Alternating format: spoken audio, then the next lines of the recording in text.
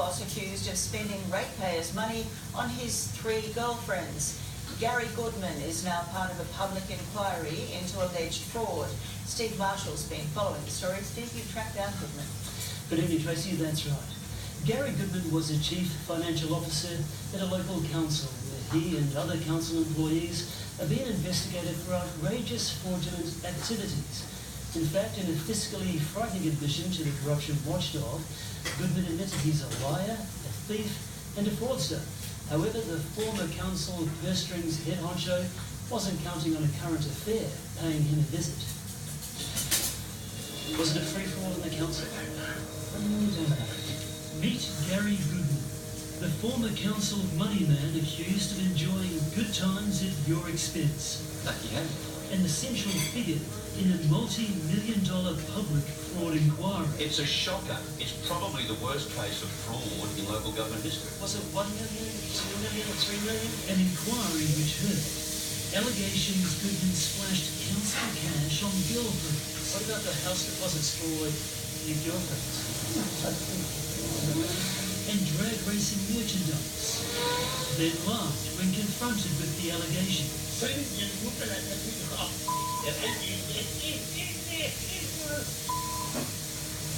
Garry Goodman isn't the only person in the spotlight. But a huge amount of money has gone missing, sir. As we investigate alleged credit card fraud and false invoices that cost ratepayers millions. I think that's disgusting. I'll tell you this now, I reckon if he cops them on the chin, he's going to get so much. I hope they all start squirreling. Why should I pay $1,000 a year and hear about this kind of atrocity? Garry Goodman loves trains and cars. He drives a Bentley. But this is what really gets Garry's motor running. This drag racer and pit crew is sponsored by Gas Motorsport, a performance car business owned by Garry Goodman. And while Garry's team was out breaking speed records, Goodman was also employed as the chief financial officer at Botany Council. Goodman's recently been grilled over $700,000 worth of personal purchases on council credit cards, including allegedly spending $54,000 on custom t-shirts for his gas motorsport company. Then there's Garry's girlfriends. The inquiry heard Goodman, who was in a de facto relationship, showered 3 other love interests with cash and gifts. Sue and Misra had her house deposit and mortgage paid for by Goodman and received a $200 a week allowance. Marnie Backen also received a house deposit from Goodman, who also paid her mortgage and perinos to her home. And finally, Jenny McCall, who lives in the Philippines and received large sums of cash from Goodman. Marnie and Sue also used to work at the council with the former CFO. Madam Bishop? What happened? This tapped phone call between an upset Suman and Garry was played at the public inquiry. Suman, stop that. $50? How long you been going for? What about Suman Mishra? There's a telephone conversation with her wanting more money from her. I paid Suman money this week for my boat. Whatever, Marnie Batten was a council clerical assistant who also ran a landscaping business. The inquiry heard Marnie submitted false landscaping invoices to council worth $195,000. And what about Marnie? What about the false invoices? Ask her.